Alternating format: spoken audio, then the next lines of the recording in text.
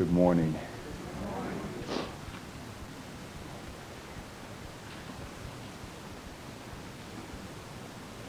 I hope you're praying for me this morning. My throat is just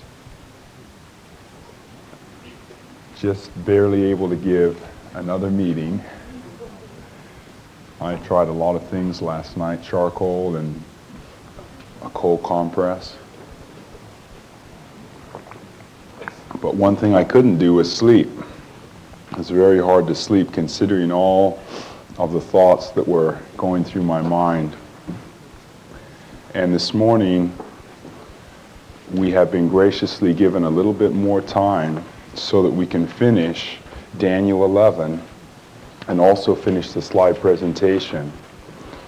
And all I'm going to do before we begin, because of all the information we need to cover, is I'm simply going to ask you, each one of you, to pray for me as we go through these meetings, this meeting, and as we go through this information. And without any further ado, we'll go ahead and begin the slide presentation if we can have the front lights off. Remember, we're in Daniel 11. And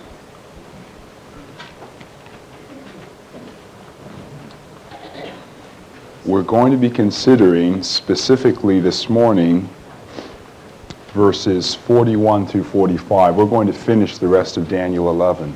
So we want to look at verse 41, and we're going to start with this statement. I believe in an America that is officially neither Catholic, Protestant, nor Jewish, where no public official either requests or accepts instructions on public policy from the Pope, the National Council of Churches, or any other ecclesiastical source. That statement was made by John F. Kennedy, President of the United States of America. He went on to say he believed in an America where no religious body would seek to impose its will directly or indirectly upon the general populace or the public acts of its officials. This is the America for which John F. Kennedy lived, and it is the America for which John F. Kennedy died.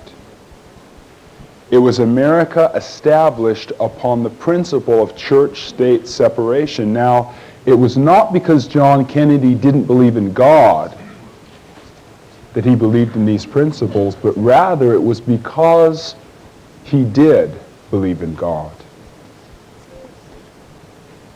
And the founding fathers of America also believed in God.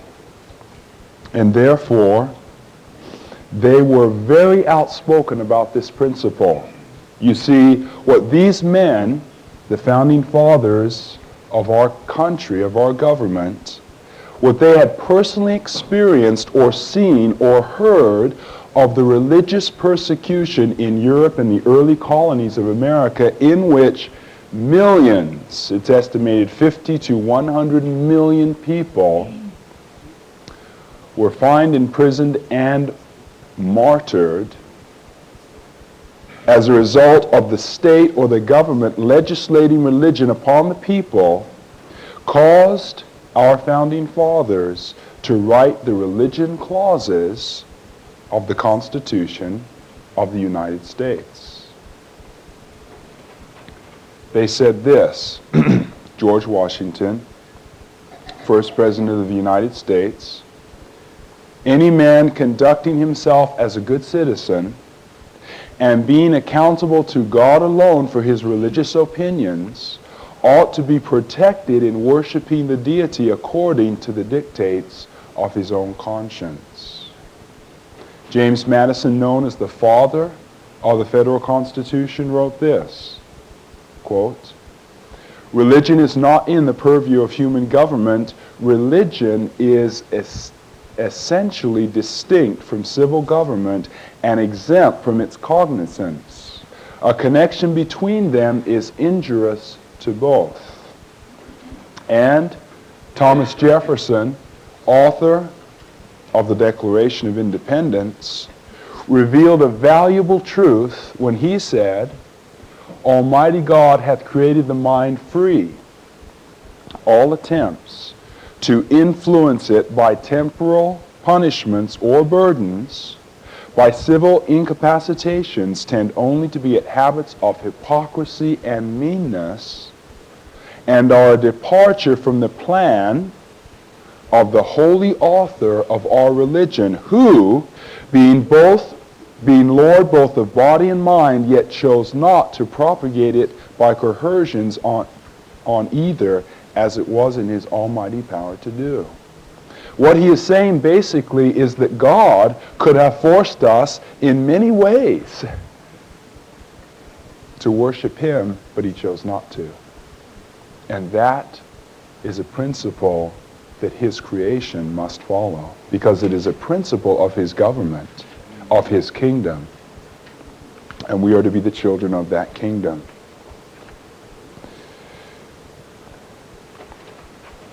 These principles of divine truth are revealed to us even to this day in Washington, D.C. You can go to the Jefferson Monument and you can see etched in the brick, in the stone there at the Jefferson Monument, these truths that are self-evident, that men are endowed by their Creator with certain inalienable rights. That is, rights that are inherent within us, as God is our Creator.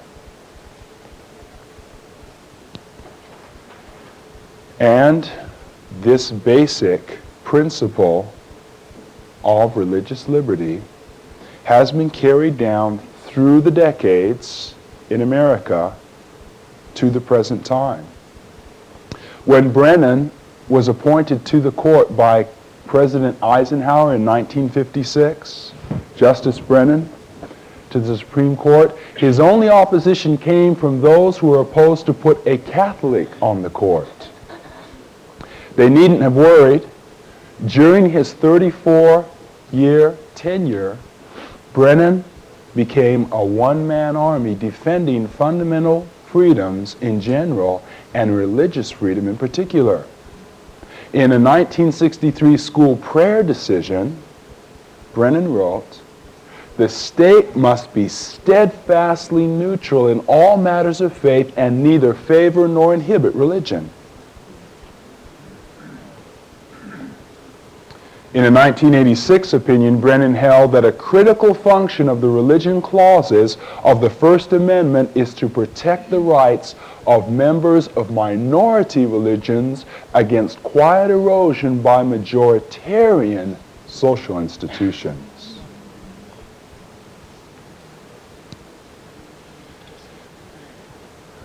These principles are that upon which this country was established. Principles of religious liberty, of separation of church and state. Not because this country is not a godly country and does not believe in God, but rather because it does. However, the founding fathers of this country are in their graves. John F. Kennedy was assassinated almost 30 years ago.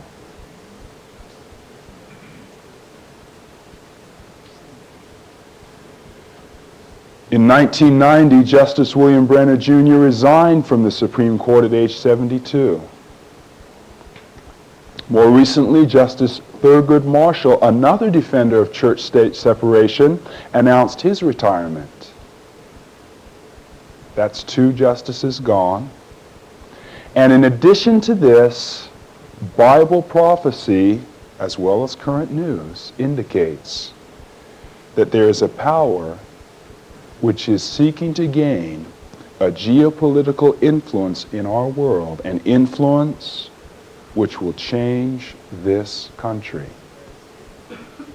How can this be?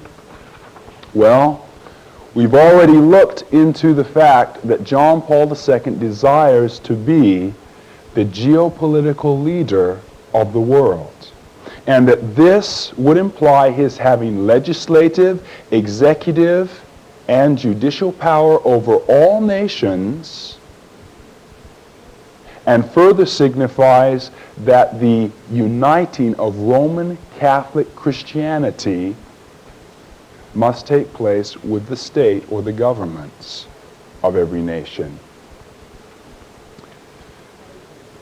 However, there is a wall that stands between his goal and its achievement.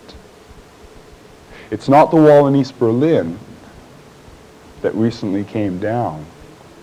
The wall that stands between John Paul II and his goal to become the victor in this geopolitical competition is the wall of separation between church and state in this country.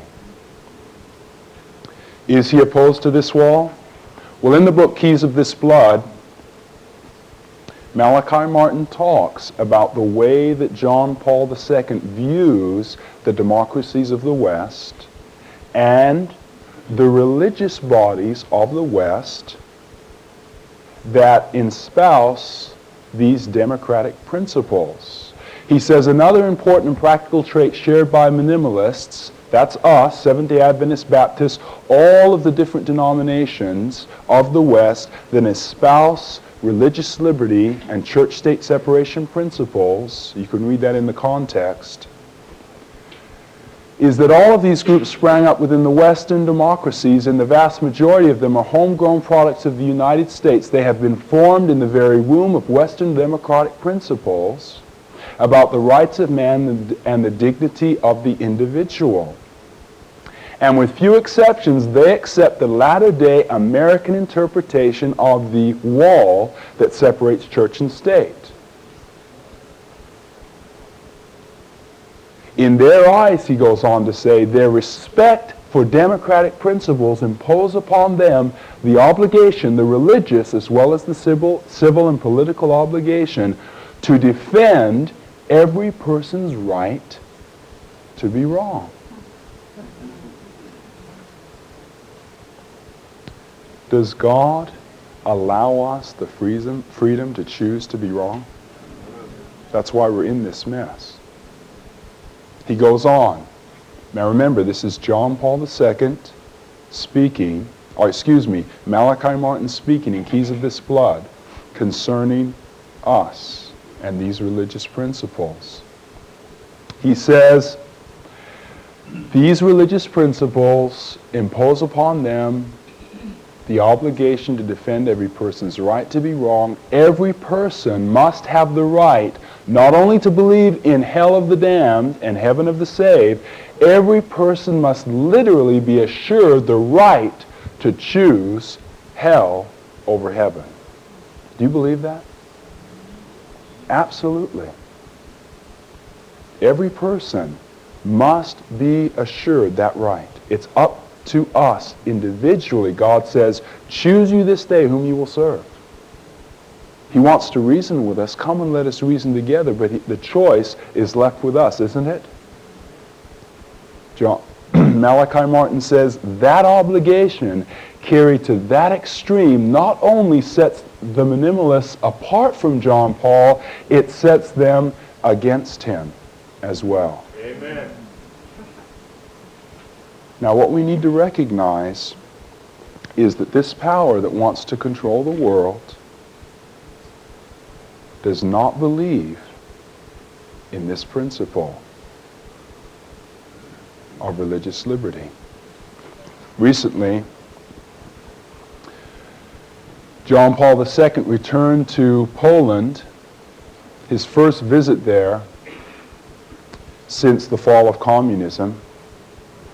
And he gave some sermons. They were called Sermons from a Native Son. And these sermons were supposedly based on the Ten Commandments. He was speaking about the dangers of unchecked freedom, and he reiterated what we've just read by Malachi Martin, just in case we're wondering if this is the way John Paul really sees things. He says here, in sermons based upon the Ten Commandments, John Paul denounced, he what? Denounced excessive materialism. That's not good, is it? Divorce, not good. Contraception, and the separation of church and state. He denounced the separation of church and state.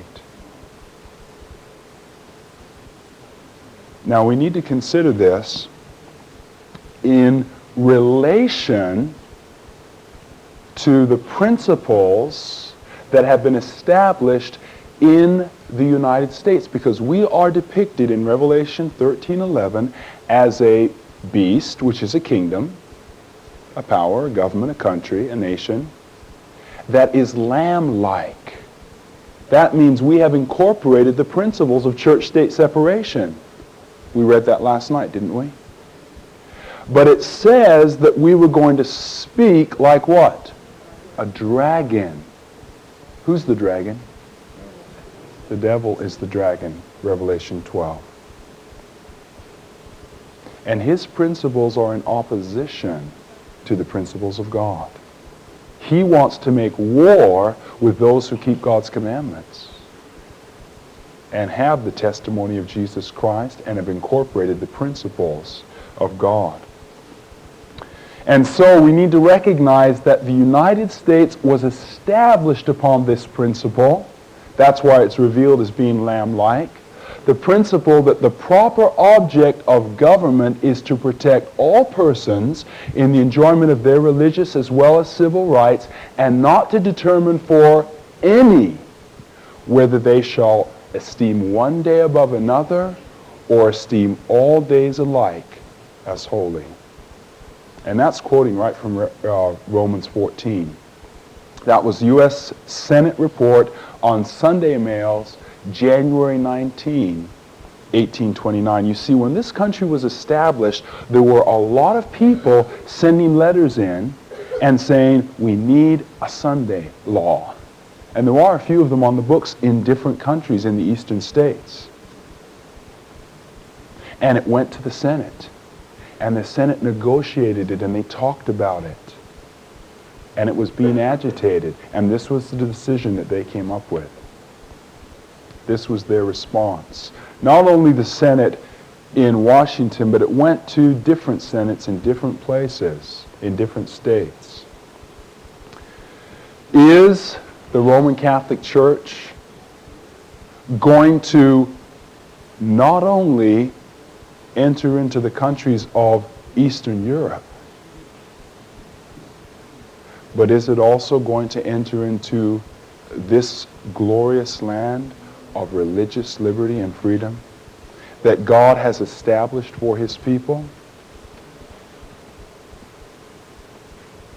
In Daniel 11 and verse 41 it says, he shall enter also into the glorious land, and many countries shall be overthrown. There are many other countries that have espoused these principles of democracy, of liberty, in patterning after the United States. And if we submit, if we fall, if we give these principles up, other countries will follow our example, because a lot of countries look to the United States. Is the Roman Catholic Church entering into the glorious land of America, which has been blessed by God? Well, we already looked at this article and highlighted some of the events that have taken place between the Vatican and America. This is enough for us to become a little bit leery in the statement that was made by John Kennedy, that he believed no country should solicit advice from religious leaders.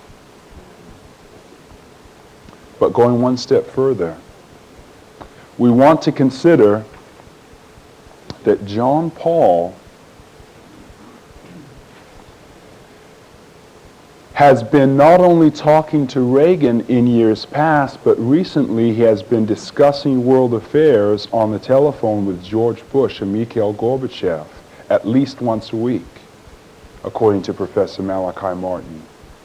It says that the Pope offers the President informed analysis prepared by the Vatican's intelligence network about developments in Eastern Europe and his personal assessments of the new leaders there as well as in the Soviet Union. And that's taken from U.S. News and World Report. I didn't bring the copy up here, but I have a copy of that if you're interested in the date and the month. The leaders of the Vatican and the leaders of America are having, according to current news, intelligence with one another. And Bible prophecy speaks about this taking place. It's not just taking place on the higher levels of John Paul II and the President, but it's taking place at a local level in Washington. In a Boston article, it talked about the President and the... Can we lower that just a little bit, please? Don? Oh, thank you. And the relationship that he is having with Cardinal Bernard Law. The first time they met was at a Washington charity dinner, and since that time, Cardinal Law, who is a Catholic cardinal, has emerged as one of the President's closest friends and advisors outside the White House. The President trusts the Cardinal's judgment. It says that Law gives his opinion right away, and the President does what? Listens. The prelate also has a strong relationship with White House Chief of Staff John Sununu, speaking to him at least once a week and often 2 or 3 times weekly, according to a Bush aide. Bush talks to Law as much as he does to any outside advisor, said Weed, who defined the term outside advisor as someone who is not on the White House payroll. He's an advisor, he's just not paid. He said, it is a relationship that lugs at the vaguely defined border separating church and state. Law has been credited, along with other religious leaders, with helping to convince Bush to set a national day of prayer for the hostages. It starts out with the little things. Now remember, as these two men have met, the President trusts the Cardinal's judgment. Law gives his opinion right away, and the President listens. It is a relationship that lugs, that tugs at the vaguely defined border separating church and state. That was Boston Herald, February 5, 1990. Now, of course, this relationship lugs at the borders separating church and state because it reveals an America that is quite different from the one President Kennedy believed in. It reveals an America that not only requests but also accepts instructions on public policy from the Pope and other ecclesiastical sources. Is this country beginning to take the first step in destroying the wall that separates church and state? Well, there was another article that was written recently in, I think, Newsweek, this comes from, and it was entitled Supreme Conservatism. It was talking about the Supreme Court of the United States. It says, will justices hunt down endangered precedents? It was speaking about Thurgood Marshall's warning to the nation of what he saw was going to take place once he retired. It has become known as a harbinger of the new era. What is a harbinger? A herald, a sign, an indication of the new era. Now, Thurgood Marshall was giving this warning to us, the people, because he has served us on the Supreme Court. And he was saying in this article, and I'm just going to quote it here, he was saying that he believed that there are endangered precedents, endangered cases that have been decided in the past by the Supreme Court that may be changed, that may become extinct. Which ones were these? What specific precedents was he talking about? Well, he mentioned a few. He said, we are in danger now that the Reagan-Bush justices were at the helm. We are in danger that civil rights, free speech, and criminal safeguards will be changed, and that the most likely target for president busting is a 1971 decision erecting a tall wall between church and state. The Bush administration wants constitutional standards relaxed so only coerced participation in religious activities is barred. Now, this warning is given to us to help us to begin to understand what God has revealed in His Word. This is just the beginning. Another article that recently was published in Time magazine, you might have seen this. How many have seen this? Okay. Time magazine, just in December, I believe, of 1991, this came out, and it's entitled One Nation Under God, and then it says, has the separation of church and state gone too far? Now, I want us to remember that in May of 1991, John Paul II sent a letter out to the world, and he said, you need to establish laws that enforce Sunday observance. In December of 1991, our government is saying, has church-state separation gone too far?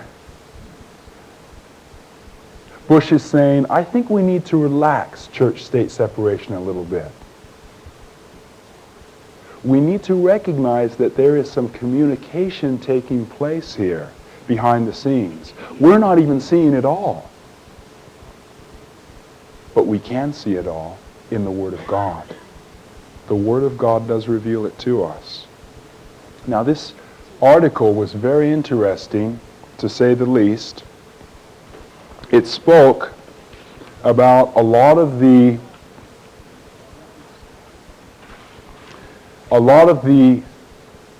controversy that is taking place in our country over religion. Notice the title, America's Holy War. Did you know there was a holy war going on in America? There is. Right now. This article talked about two groups of people in the United States, two main camps, separationists and accommodationists. Separationists and accommodationists. It says the separationists argue that church and state must remain clearly apart and that the government should not be in the business of endorsing one faith over another. Some members of the camp make their case on the practical grounds that they insist that in a country with nearly 1,200 different religions, the only way to keep the peace is to keep all of them, is to keep them all out of the shared public sphere. They further relate to the fact, quote, that too many wars have been fought, too many freedoms crushed in God's name for a democracy to try to integrate theology into its public life. That is the case for the separationists.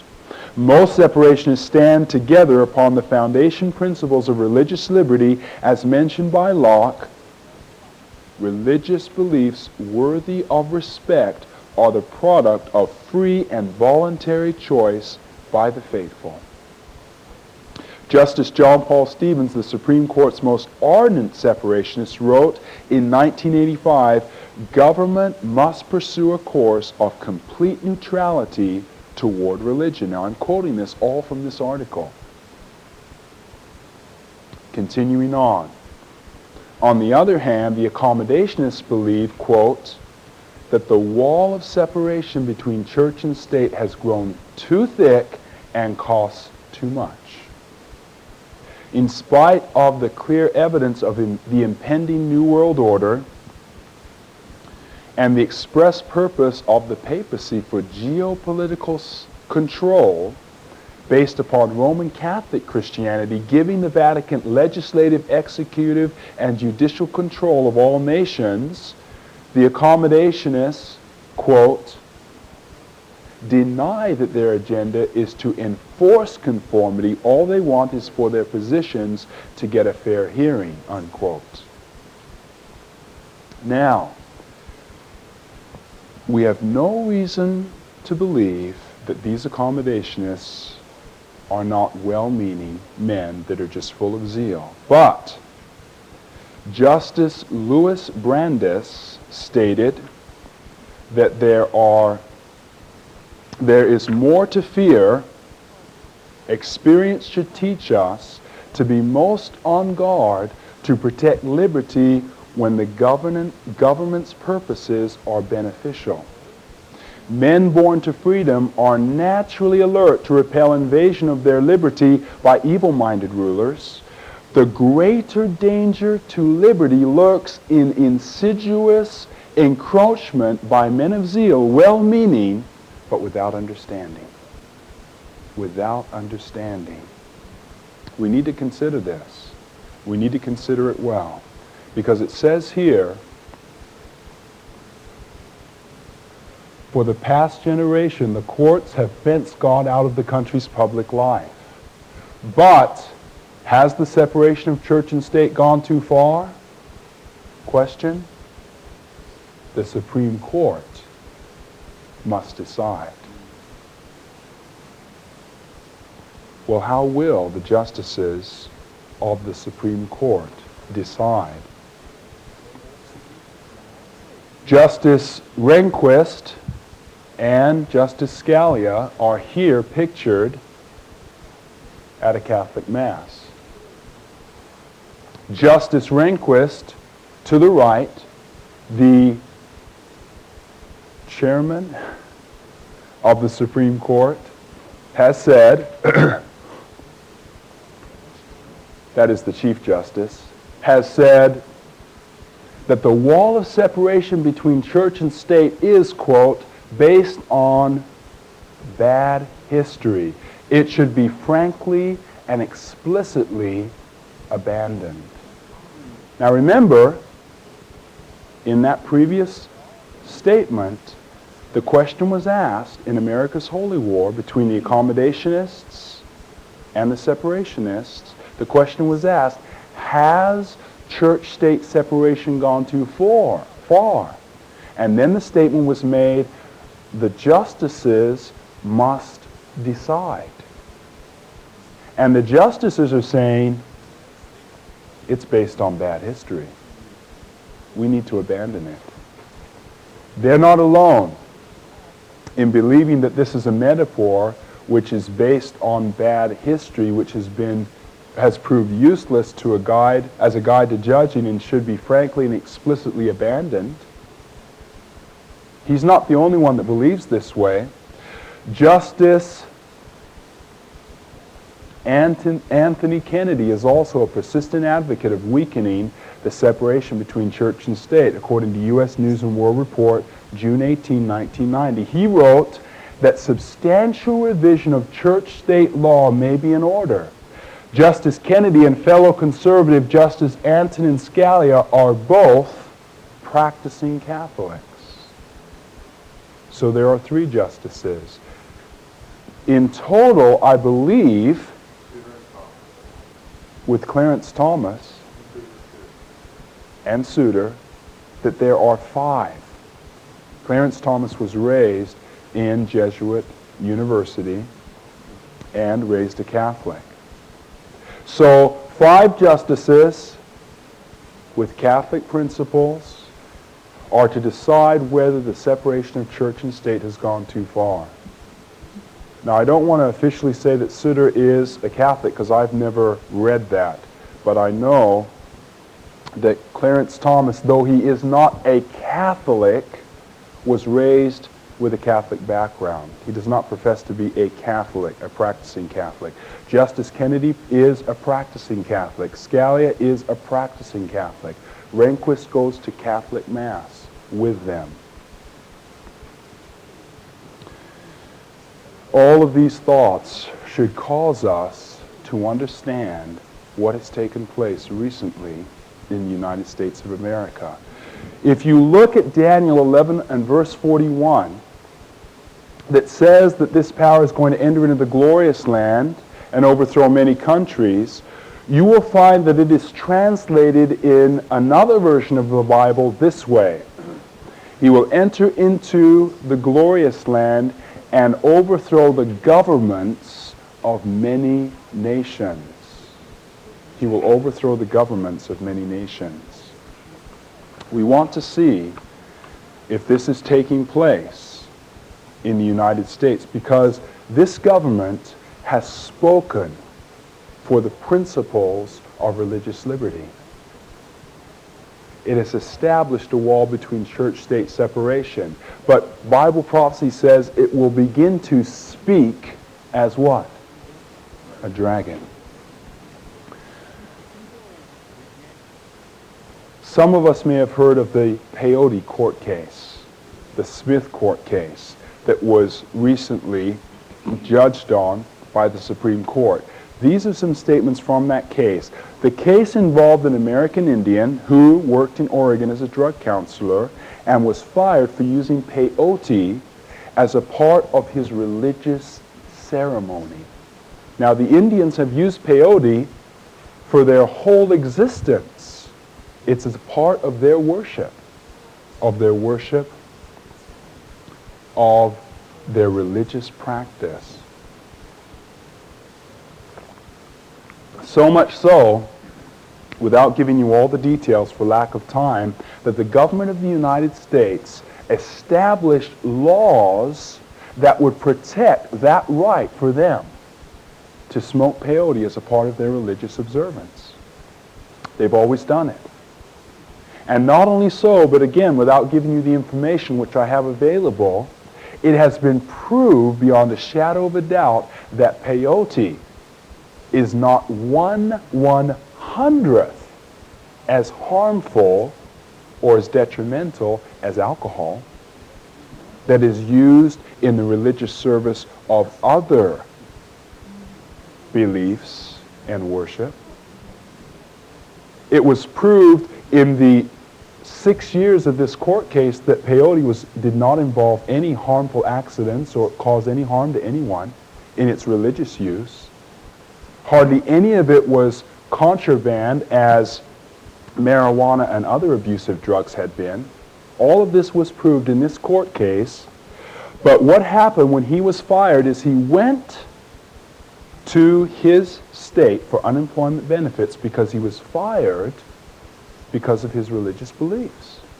And he wanted protection from the courts. He wanted unemployment because these native people have always adhered to these religious practices, and they would be protected in adhering to these religious practices. Now, I want you to realize that Satan is going to work underhandedly.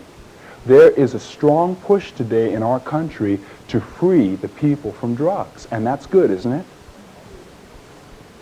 But now that push is being applied to peyote, and a precedent is being established on this case which is going to undermine the principles of religious freedom. It's unbelievable how subtly the devil is working to do this. But God saw it all. God saw it all. It says that he went to the courts for protection from laws which inhibited his religious worship. This is how the court decided. In what was called a radical departure from previous rulings protecting religion, the Supreme Court Tuesday forcefully declared that it would no longer shield believers whose practices, religious practices, violated general laws. Listen closely. But in a sweeping opinion, Justice Antonin Scalia, practicing Catholic, went far beyond the case and declared that when religious rights clash with the government's need for uniform rules, the court will side with the government.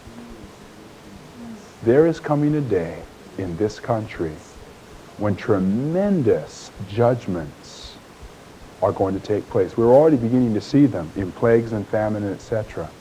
And a cry is going to be made, we need to get back to God. That's why we're being punished.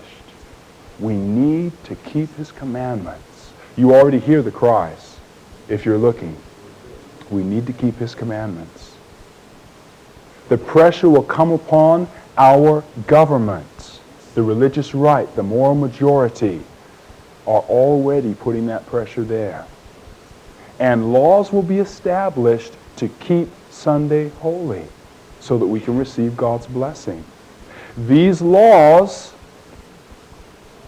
are going to be needed. These uniform rules are going to be needed.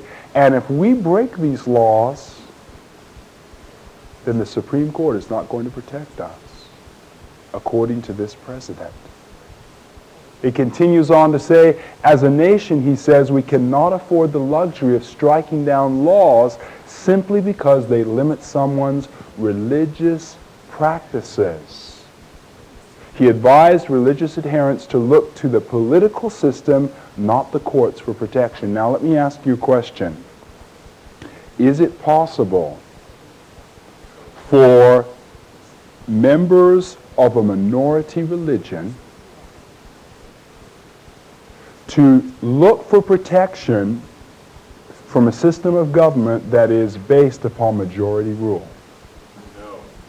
It's impossible.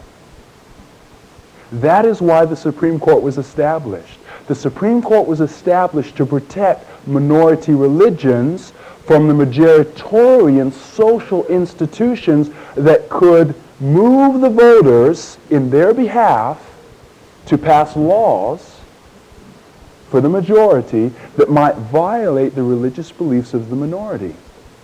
The laws could be passed, but the Supreme Court would investigate a situation and they would say, even though this law is passed, these people need to be protected because this law violates their religious beliefs.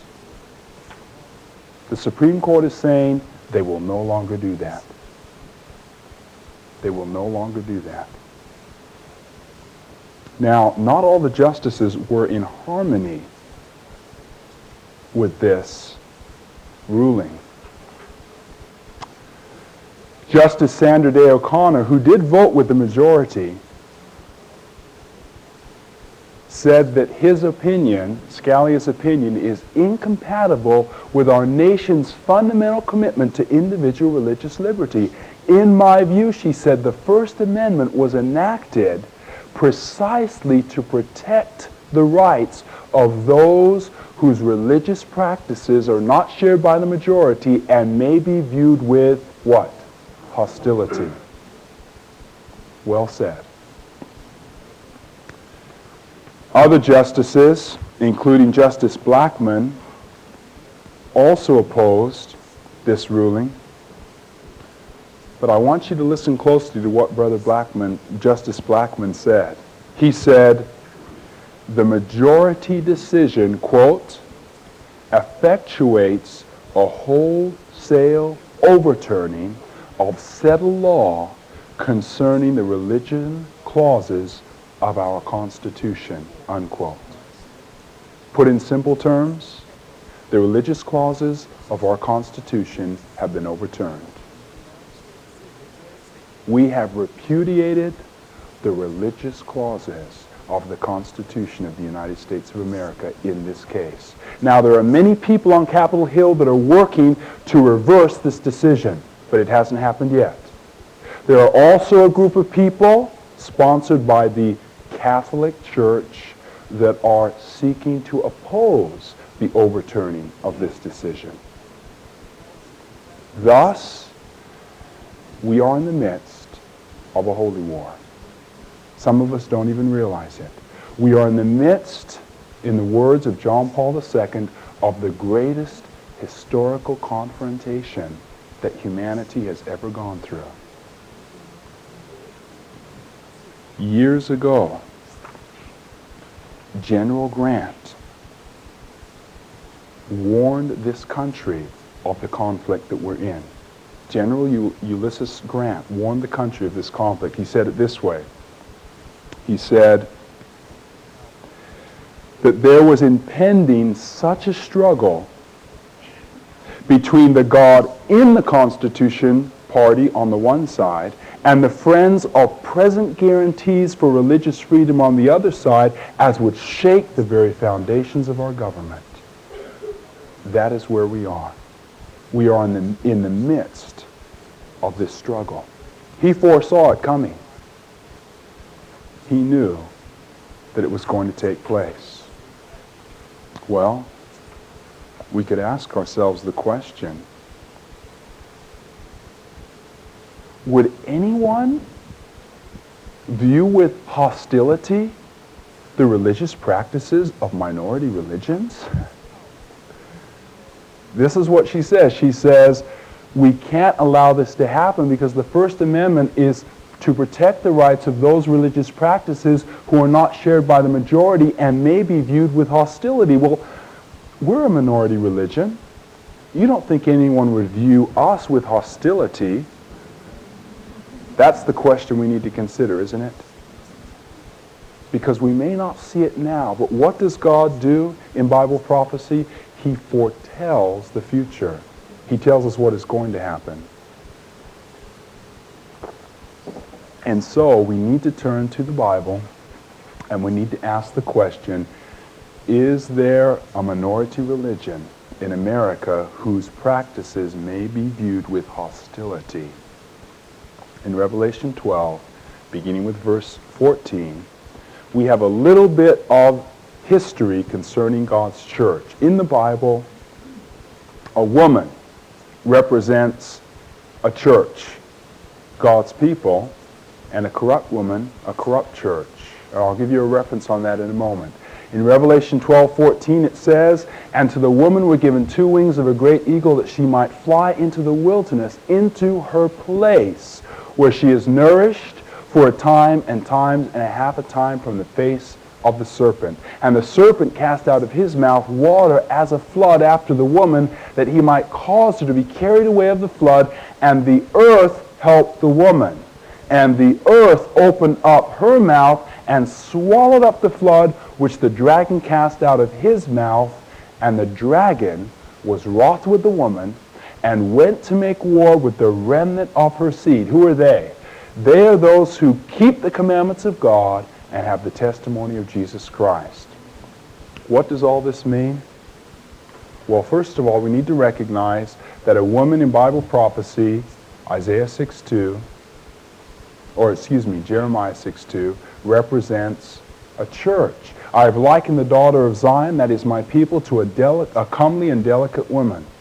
And there are many other references on this.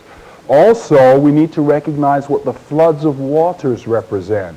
In Isaiah 59:19 it says, "When the enemy shall come in like a flood, the Spirit of the Lord shall lift up a standard against him." And so as we look at our verse, we need to recognize that the woman represents God's people. The flood represents the enemy of God's people, persecution. Now, what is this time and a half a time? Well, according to prophetic interpretation, Bible prophecy, day for a year prophecy, this is the time of papal supremacy in the centuries past, before they received the deadly wound. During this time, there were 50 to 100 million people who lost their lives for holding on to their religious beliefs and not acquiescing to papal teaching and doctrine. And this is all documented history. Now, the woman, God's people, during these years had to flee. In Revelation 12, it says that they went into the wilderness, which represented in historic application the mountains and the desert regions of Europe. But in these verses, which is a repetition of the flight of the woman, it says that the woman was given 2 wings of a great eagle. Now, what do wings represent? They simply represent speed and flight in the air. That means the woman is represented as going over water, because you can't walk on water generally. And so the woman had to be lifted up off the ground on which you can walk and take flight over water. Is this what happened during the Dark Ages? Indeed it is. This country is the place where she was nourished in this time of persecution. America is the earth that helped the woman. Because when this country was established, it was a refuge for God's people. A refuge from what? Religious persecution. And that is why it was established on these principles of religious liberty. And I believe that is why it says that the woman was given 2 wings of a eagle. What does the eagle represent today? It's a symbol of the United States. And so the earth helped the woman. The earth swallowed up this flood of persecution, establishing a nation that gave freedom of religion and worship to God's people, to the woman. But what does it say now? In verse 17 it says, the dragon was wroth with the woman, still mad, still angry, still revealing hostility, and went to make war with the remnant of her seed. That is, with those who come down through the ages, through the years, to the very last portion. Isn't that what a remnant is? And who are these people? They are those which keep the commandments of God and have the testimony of Jesus Christ. And so in Revelation 13 and verse 11, and let's go ahead and look in our Bibles now as we continue to finish our study.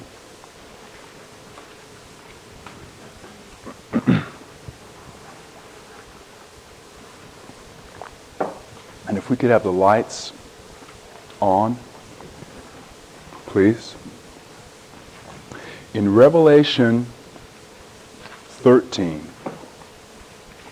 and verse 11, it says,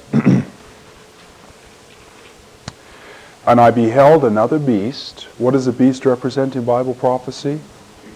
A kingdom. And it was coming up out of where? What does the earth represent? America, the continent of the United States. This beast came up out of America. A beast is a kingdom, a government, a power, a nation. And it had 2 horns like a lamb. Horns represent the powers, and the powers that were represented in this country were Protestantism and Republicanism. Those were the 2 principles of our government, Protestantism and Republicanism. You know, really, we're not a democracy, we're a republic, when you get right down to the nitty-gritty. But it says that though he had the characteristics of a lamb, it says that he was going to speak like what? A dragon. Brothers and sisters, dear friends, we are in the midst of this transition right now. It is taking place right before our eyes. And we need to consider this solemnly. Why is the dragon wroth with the woman's remnant? Why is the dragon wroth with those who keep the commandments of God? Well, first of all, we need to recognize in Revelation 13 and verse 2 that this first beast that received the deadly wound and was healed, the first kingdom, power that received the deadly wound and was healed, this first kingdom that was like a leopard, verse 2 of Revelation 13, and his feet were like the feet of a bear, and his mouth is the mouth of a lion, which simply represent the previous kingdoms from which it was established. In Daniel 7, you'll find that the leopard represented Greece, the bear represented Medo-Persia, the lion represented Babylon. And then came the fourth kingdom, Rome. And it still had some of these characteristics of these previous kingdoms. Do you know where? Well, we'll look into that as we continue on. And it says that this kingdom was given power and his seat and great authority. Do you read that there with me? He was given power and his seat and great authority. Who gave it to him? The dragon gave it to him. The dragon gave him his power and his seat and great authority. The same dragon that is wroth with who? The woman. And the remnant of the woman who do what? Keep the commandments of God. Now, keeping the commandments of God specifically deals with worshiping God. But the dragon that has established this power is seeking also worship. Do you notice that with me in Revelation 13? It says that this first power that receives a deadly wound and this second power that starts to speak like a dragon are exercising themselves over the earth and them that dwell therein. I'm reading verse 12 of Revelation 13. They're doing great wonders. They're making fire come down from heaven. That's going to be the miracle-working power of these kingdoms. They're seeking, verse 14, to deceive them that dwell on the earth by the means of the miracles which they had power to do in the sight of this first kingdom that received a deadly wound and was healed, saying to them that dwell on the earth that they should what? Make an image to this first kingdom which had the wound by the sword and lived. It says that he had power to give life to the image of the beast, that the image of the beast should both speak and cause as many as would not worship the image of the beast to be killed. And he causeth all, both small and great, rich and poor, free and bond, to receive a mark in their right hand or in their foreheads. Now, what is a mark? You know, we talk about the mark of the beast. We've identified what the beast is. It's a kingdom or a power. What is the mark of the beast? Well, a mark is simply an identifier. If you put your mark on something, that means you're identifying it as yours, aren't you? Simply put, Cain received a mark. Remember, God marked him so that no one would take his life, so that people could identify who he was. Companies have trademarks. Trademarks. That identifies the company. It identifies the product, the thing that they have made or created. And they put this trademark on all of their equipment, on all of the things that they possess, don't they? That is what a mark infers. It's an identifier. Now, it says here that this kingdom is going to have a mark, something that identifies it. And I would go so far as to submit to you that God also has a mark, something that identifies his kingdom. You know, even the President of the United States has a mark, doesn't he? It's called what? The seal. And it identifies him, George Bush, as President of the United States of America. Who is he? He's George Bush. What's his title? President of what? The United States. And so God also has a mark that identifies who he is and what he owns. It's found in his commandments. Let's look there in Exodus chapter 20 at the mark or the seal of God. It says here in Exodus 20 and verse 8, remember the Sabbath day to keep it holy. In the original Hebrew, it says, mark the Sabbath day to keep it holy. Mark the Sabbath day to keep it holy.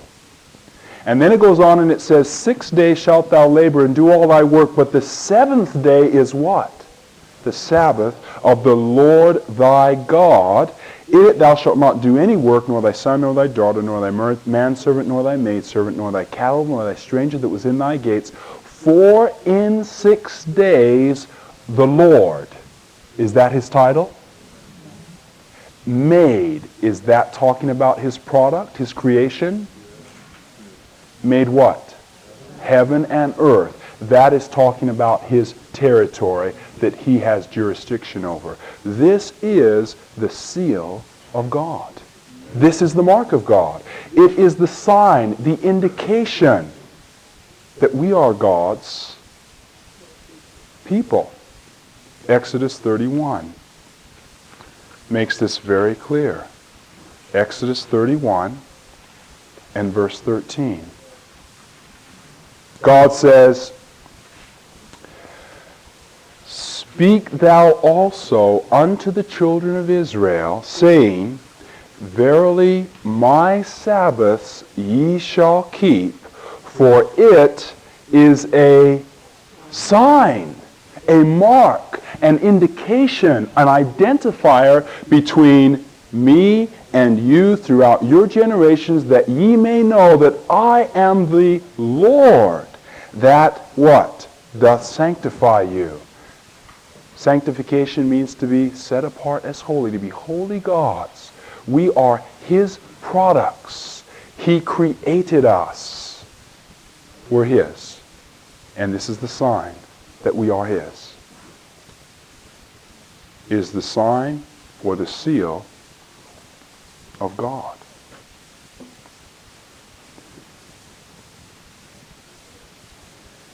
And of course, Paul tells us in Romans 2:28 and 29 that this sign does not apply to literal Jews, but those are Jews which are Jews of the heart, circumcised in the heart. In Galatians 3:7 and 29, Paul says, If you are in Christ, ye are Abraham's seed, and heirs according to the promise. Christ said this man was not made for the Sabbath. I didn't create a man, a race. I didn't create the Jews for the Sabbath. Man was not made for the Sabbath. The Sabbath was made for man. This is why the dragon is so wroth. In Exodus 14, in Revelation 14, let's go back there. I want you to notice this because it will become very clear. Revelation 14, it says here, and notice this, verse 6, it's so simple to understand. Is everyone with me so far?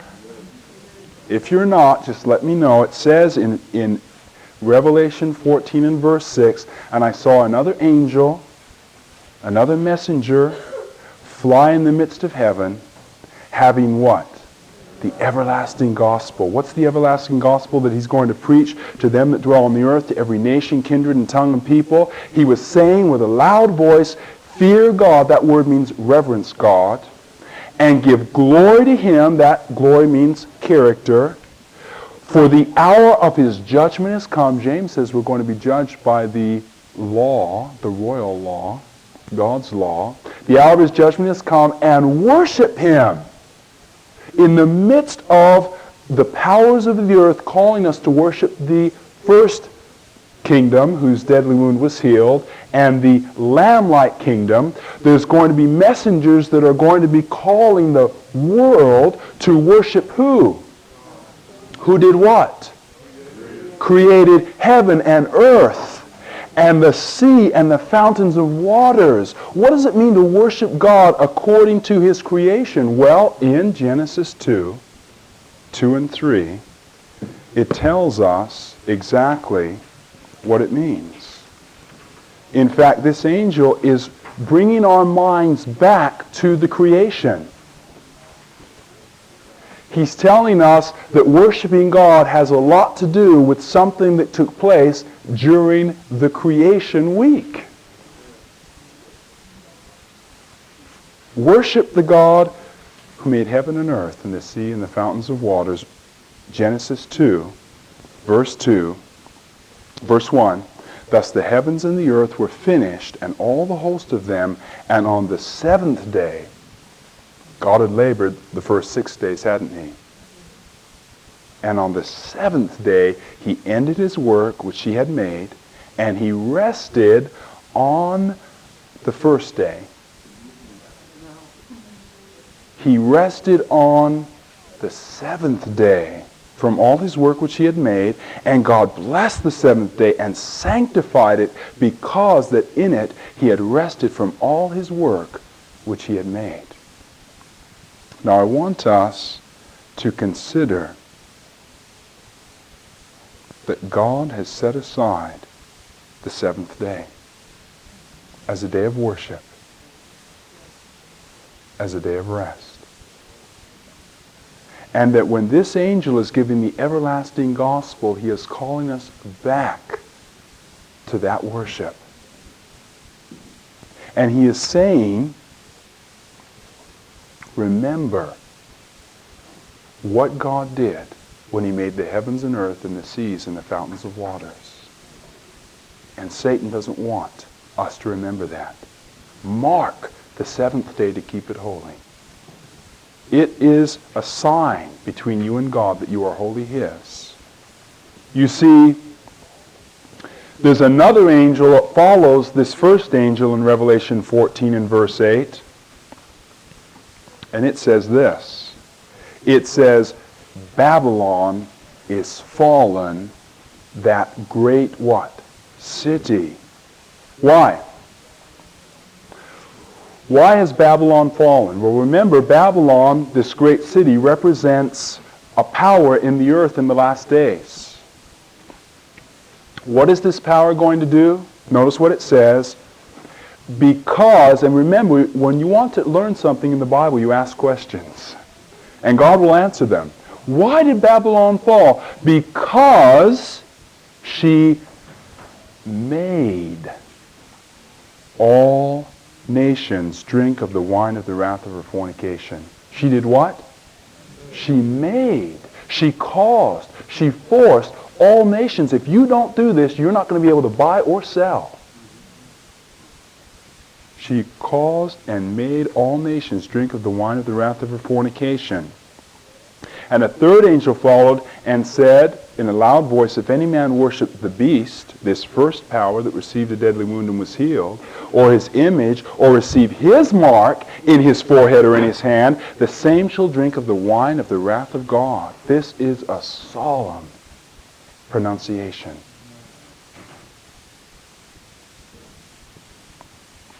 And it says in verse 11 that the smoke of their torment will ascend up forever and ever, and they will have no rest day or night. Now this rest is significant. You see, the everlasting gospel calls us into a spiritual rest with Jesus Christ. Christ says, come unto me, all ye that are labor and are heavy laden, and I will give you rest. Take my yoke upon you, not your yoke, not man's yoke, and learn of me. I'm meek and lowly in heart. I don't push, I don't force. I just draw. I'm meek and lowly in heart. And ye shall have rest unto your souls. In Hebrews 4, Paul talks about entering into that spiritual rest. Hebrews 4. He not only tells us or talks to us about entering into that rest, but he tells us how to do it. In Hebrews 4, he says that, and you can go all the way through here, he says that God's people in the past didn't enter into this rest. They kept the Sabbath, but they didn't enter into the spiritual rest. And it says here, verse 6, Seeing therefore it remaineth that some must enter therein, and they to whom it was first preached entered not in because of unbelief. Again therefore, verse 7, he limited a certain day, saying to David, today, after so long a time as it is said, today, if you will hear his voice, harden not your hearts. If you will hear his voice, harden not your hearts. For if Jesus had given them rest, then would not he afterward have spoken of another day? That's talking about the spiritual rest. Verse 9, there remaineth therefore a rest to the people of God. The marginal reference on that says, there remaineth therefore a keeping of a Sabbath to the people of God. But verse 10 is the key verse. Notice what it says. For he that is entered into his, God's rest, does what? He has also ceased from his own works as God did from his. How did God cease from his works? He ceased from his works on the seventh day. And he rested from all those works which he had made. And if we will enter into this rest, we will cease from our works as God did from his. But those, thank you, those who have not entered into this rest, it says, have no rest day or night. Did you notice that? They have no spiritual rest. They have not received the everlasting covenant. And then it says in verse 12 of Revelation 14, here is the patience of the saints. Here are they that keep the commandments of God and have the faith of Jesus Christ. You see, the everlasting gospel, the new covenant, involves God putting his law in our hearts and in our minds. That's why it says here in Revelation 14 and verse 1 that when John looked, he saw a lamb that stood on Mount Zion, and with him 144,000 that had his father's what? Name written where? In their foreheads. The word name means character. God is love. Love the Lord thy God with all thy heart, mind, and soul. Thy neighbor as thyself. That is the summation of all the law, of all the Ten Commandments. And it says that that law is going to be written in their foreheads. Hebrews chapter 8 and Hebrews chapters 10. Let's just look there quickly. Hebrews 8 and Hebrews 10. Speaking of the new covenant, not the old covenant, but the new covenant. Paul says in Hebrews 8 verse 10, this is the covenant that I will make with the house of Israel. Who's the house of Israel? Those who are in Christ are Abraham's seed and heirs according to the promise. Not those who are Jews outwardly by circumcision, but those who are Jews inwardly in the heart. I will make with the house of Israel after those days, saith the Lord, I will put my laws, not man's laws, my laws, where? Into their mind. That's what God promises us to do. Promises to do for us. He wants to put his laws in our minds. Notice what it says in verses 16 and 17 of Hebrews 10. This is the covenant that I will make with them after those days, saith the Lord. I will put my laws into their hearts, and in their minds will I write them, and their sins and iniquities I will remember for how long? No more. Praise God. Because sin is transgression of the law, 1 John 3:4. But when his laws are in our hearts and in our minds, we're no longer under the condemnation of the law. Because he's written them there. And we're in harmony with the law. We're driving the speed limit. We can't get a ticket. Now, it's important for us to consider the new covenant. In Mark 7 and 9, Jesus Christ says that it is vain. It is in vain that we worship him, teaching for doctrines the commandments of men. The new covenant does not involve the commandments of men. It involves the commandments of who? God. The commandments that are found in his word, in the word of God. It is important that we consider this in relation to Revelation 14, because Babylon is going to fall. And if we don't understand these principles and take our stand on in the right place, we're going to fall with Babylon.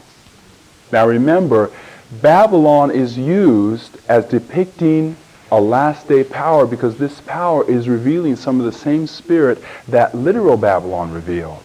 And I was going to say earlier, Babylon, the Babylonians, Nebuchadnezzar sought to force people to worship. Do you remember that in Daniel 3?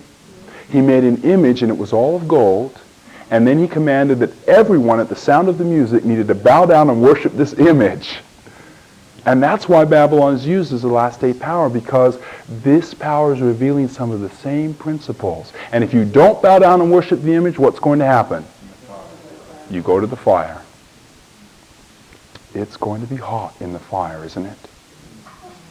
Brothers and sisters, if we do not worship and receive the mark, it's going to be hot. But who's going to be in there with us? Jesus. And what's going to be broken? What's going to be burned? Only the bands. Only the bands of wickedness. Nothing more. What is the mark of the beast? What is the sign? What is that which indicates its power and its authority? Well, we have already indicated this is the first power. That which evidences its authority is clearly revealed as this is read from the Catechism of the Catholic Church. Quote, question: have you any other way of proving that the Church, the Roman Catholic Church, has power to institute festivals or precepts? Answer: had she not such power, she could not have done that in which all modern religionists agree with her.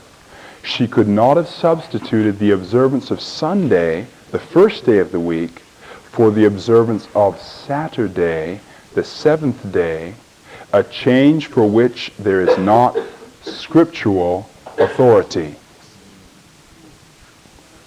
Where did this first power get its authority from? The dragon. Now the Catholic Church here in this catechism is admitting that there was no scriptural authority for changing the day of worship, for changing God's times of worship and His law from the seventh day to the first day. Continuing on, it says, question, and this is all quoted: which day is the Sabbath day? Answer: Saturday is the Sabbath day. Now this is not something mysterious. This is what Catholics are taught in the Catholic Church from the Catechism. And the reason why they're taught that, the reason why I was taught this, is because we are taught to submit to the authority and traditions of the Church. And the Church proves to their people that they have authority by establishing the fact that they changed God's Sabbath day. So it goes on and it says, question: why do we observe Sunday instead of Saturday? Now, a lot of other denominations will give various reasons for that. They'll say, well, we've always worshipped on Sunday. Or maybe they'll say, well, Jesus rose from the grave on that day. But because there is no direct command in the Word of God for keeping Sunday, most Protestant denominations do admit that Saturday is the Bible Sabbath.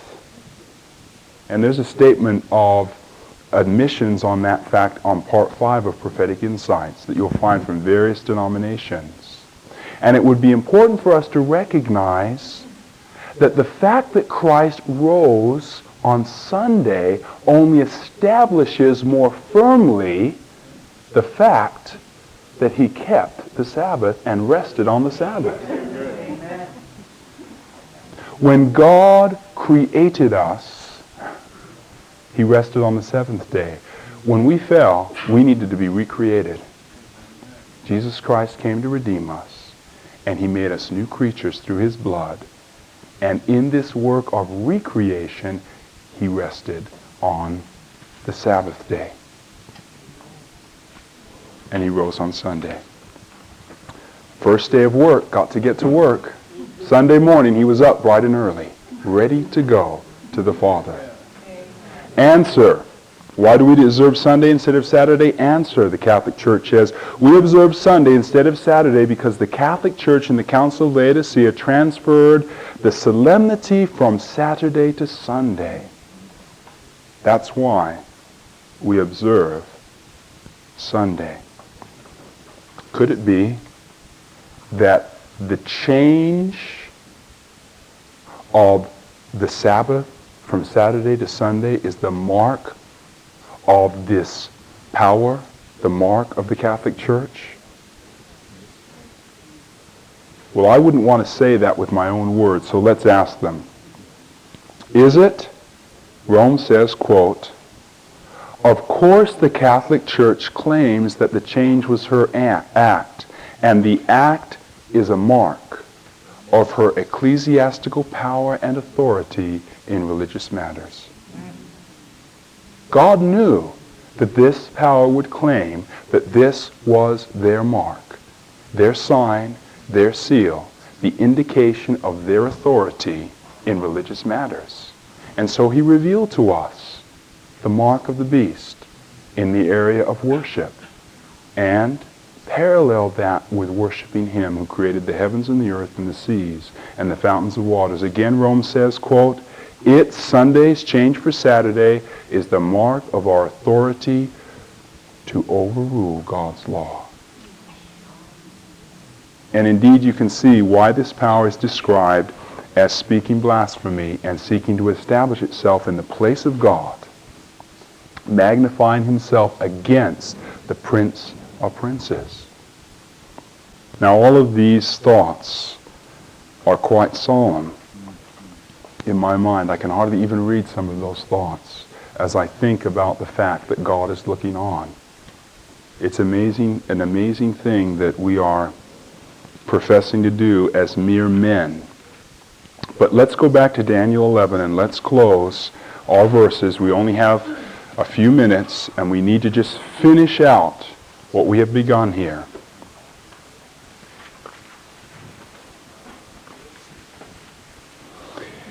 In verse 42, and I'm going to have to get my bag here.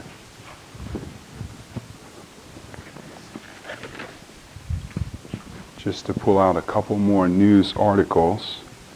In verse 42, God is now going to tell us. Now, in verse 40, we see what has and what is presently taking place. In verse 41, we're in the midst of a war, America's holy war. We're in the midst of a war where this power is seeking to enter into the glorious Holy Land, this land that has been given as a land of freedom of worship. In verse 42, God is showing us what is about to take place. Verse 42 could take place in the next few months. It might take a year or so. But I submit to you that it will take place sometime before the year 2000, according to Malachi Martin, and according to the fact that God says these things must shortly come to pass. Now in verse 42 it says that this power, this King of the North power, which is the combined power of the papacy and the United States, is going to stretch forth his hand also upon the countries, and the land of Egypt shall not escape. Now, what did we define Egypt as? Atheism. Is there another atheistic power distinct and separate from Russia still at large in the world today? China. Could this prophecy be saying that China is going to fall to the King of the North, to the New World Order? Well, remember what Revelation says. It says, all the world will wonder after this power. And so on the Word of God, I submit to you this morning that China is going to fall. And I don't know how long it's going to take. I am not a prophet. But I do know that I have a little bit of backing on that from current news. And I don't really need it. I'm just wanting to give it to you for evidence. This article was taken from Newsweek, August 26, 1991, and it talks about the fact that John Paul II has become public enemy number one in China. You'll have to read the article because we don't have time. But it basically is saying that there are approximately 7 million Catholics in China, and that they are working underground right now to bring down communism. And that hundreds of young people who were in Tiananmen Square are joining the Catholic Church because it's a way of fighting communism. Not because they want to be Catholics, but because they see John Paul II as a figure of liberation. Hundreds of young people joining the Catholic Church. It is illegal in China to be loyal to any authority outside of the government of China. 3/4 of these people are loyal to the Pope. 70% of the priests are also loyal to the Pope. And so we need to recognize what current news is telling us, especially when we see it in relation to Bible prophecy. Now I want you to notice what it says in verse 43. It says that this power, this kingdom, is going to have power that is control over the treasures of gold and silver and over all the precious things of Egypt. Now what does that mean?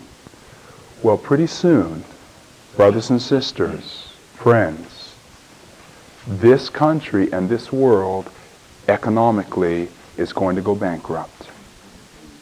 It's inevitable. We are living on borrowed time already.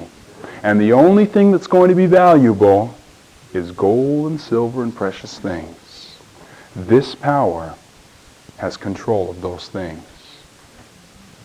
The Vatican millions. You wouldn't believe the kind of wealth that the papacy has in gold and silver and precious things. Most, I won't say most because I don't know, but every Catholic church that I went to, here and in England, had 2 spears, 2 crosses, solid gold. I know in Spokane the church there has 2 spears, 2 crosses, solid gold. So we need to consider, and there is a book written about the Vatican millions, we need to consider that soon this world is going to be worth only what you have in gold and silver and precious things. Money is going to be valueless, as it is in the communist countries now. And so he's going to have control of the economics, and no man, doesn't matter if he's rich or poor, doesn't matter if he's great or small, doesn't matter if he's free or bond, no man is going to be able to do what? Buy or sell, except he receives the mark of this power in his right hand or his forehead. Now you need to remember, God wants us to receive his seal, his mark in our foreheads. He wants his law to be there. He wants us symbolically with our minds to worship him and believe and understand that the 7th day is the Sabbath. This power wants us to receive its mark in its forehead and believe that the first day is the Sabbath. And in our hands, that would mean the hand is symbolic of what you do. That means that they want us to refrain from work on that day. Refrain from work, receiving the mark in the hand and in the forehead. Some people will acquiesce to this power. Now, you've got to recognize this because God's people are only sealed in their foreheads because they are going to live what is up here in the mind. But in relationship to the mark of the beast, it says the forehead or the hand because some people are going to believe it with the mind and live it, of course, but other people are only going to receive the mark in the hand because they're just going to go along with the system. They want to buy and sell. So they're just going to refrain from work on Sabbath, on Sunday, just so that they don't lose their lives and just so they can continue on. Not really being sealed in the mind and believing it in the mind, Brothers and sisters, I hope none of us would fall into that group of people. We want the seal of God in our foreheads. And then it says that the Libyans and the Ethiopians shall be at his steps or follow after him. Libya is a country in Africa, and I believe this is representing the fact that Libya is a country in Africa, but in the Middle East, or part of the Middle East. And I believe that this is representing the fact that not only will the King of the North have control of Eastern Europe and America and the democracies of the West, but it will also, and China, it will also control the Middle East, and Ethiopia is a country that is known to be part of Africa. It will also control the continent of Africa. As it says in Revelation 13, all the world will wander after this power. But notice what it says, and this is the good news. It says, first word, verse 44, but tidings out of the east and out of the north shall trouble him. Therefore he shall go forth with great fury to destroy and to utterly make away many. And of course this parallels perfectly with what we've been reading in Revelation 13. But what are these tidings out of the east and out of the north? Well, tidings in the Bible represent good news, the gospel. Tidings of great joy. The east, according to, and please keep your hand here so that we can refer back quickly because we need to close in the next few minutes. The east is referred to in Revelation 7. Revelation 7, verses 1, 2, and 3.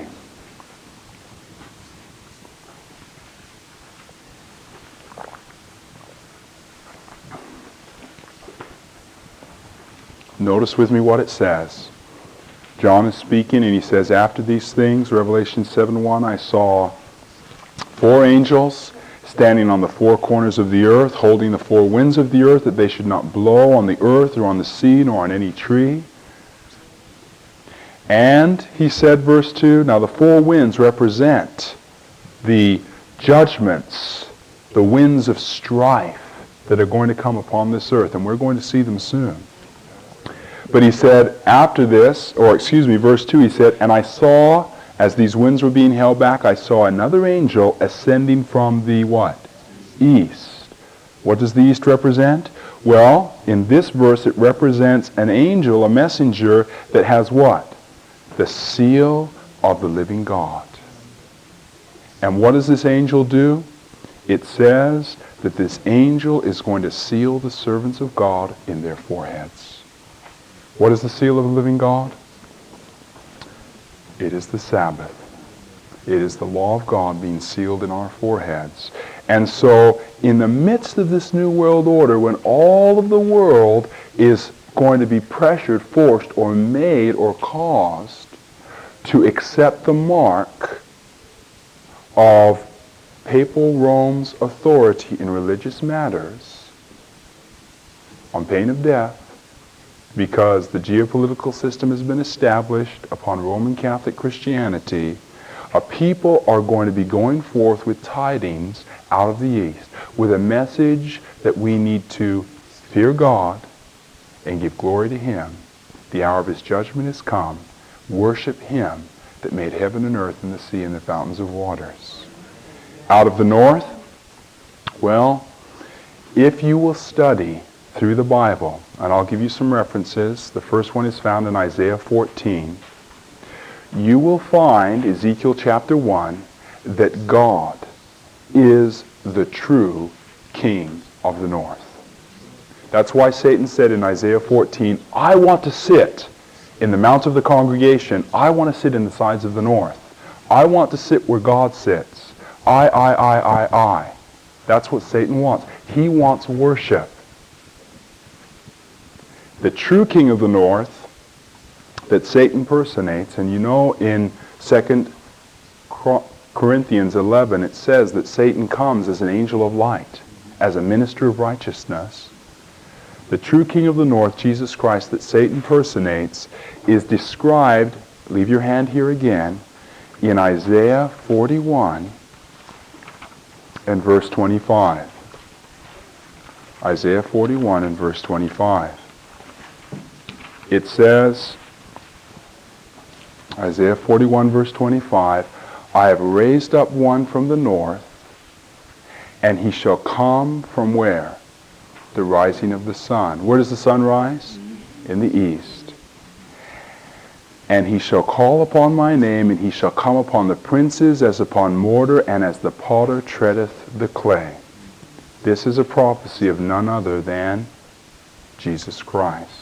It talks about Jesus coming and treading the earth as potter's clay in the book of Revelation.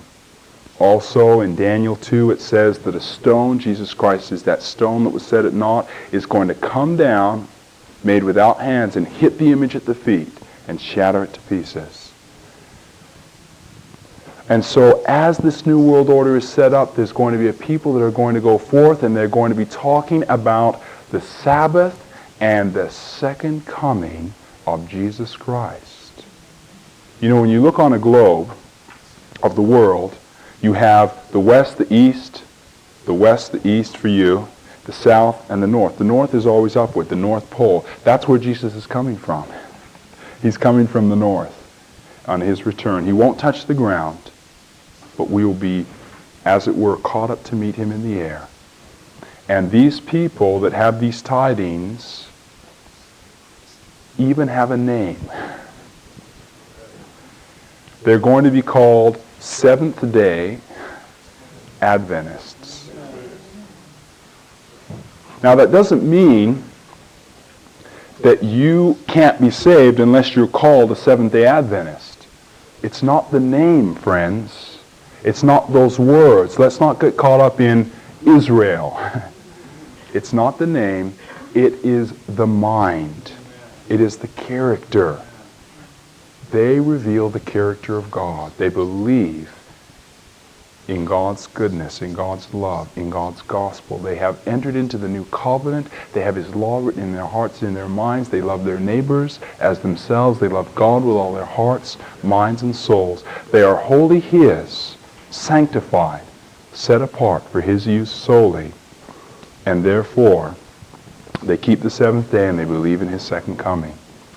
And it says that this message is going to cause him to go forth with great fury and destroy and to utterly make away many. It says he'll plant the tabernacles of his palace between the seas and the glorious holy mountains, yet he shall come to his end and none shall help him. Now we're going to finish this. This is verse 45, and I don't want to take more than 5 more minutes. Actually 4. The tabernacles of his palace. Tabernacles represent worship. A tabernacle, a place of worship. A palace represents royalty, rulership, kingship. It's talking about a religious, political structure that is going to be established by this New World Order. It's going to be a religious, political structure established by this New World Order, the uniting of church and state, royalty, enforcing religious beliefs, and it's going to be established between what? The seas. What do seas represent? Peoples, nations, multitudes, and tongues. And it's going to be established between the glorious holy mountain. Now, in the Bible, the glorious holy mountain has 2 representations. One of them is Mount Zion, the heavenly Jerusalem. Paul talks about that. In Hebrews chapter 12, Paul says, we have come unto Mount Zion, the heavenly Jerusalem. In Micah chapter 4, verses 1 and 2, it says, come and let us go up to the mountain of the Lord and to the house of God of Jacob. He will teach us of his ways, and the law will go forth from Zion, and the word of the Lord from Jerusalem. So the glorious holy mountain represents the government of God, the kingdom in Daniel 2 that will be established after the stone smites the image. It says there that that kingdom will grow into a mountain. A mountain represents a government also.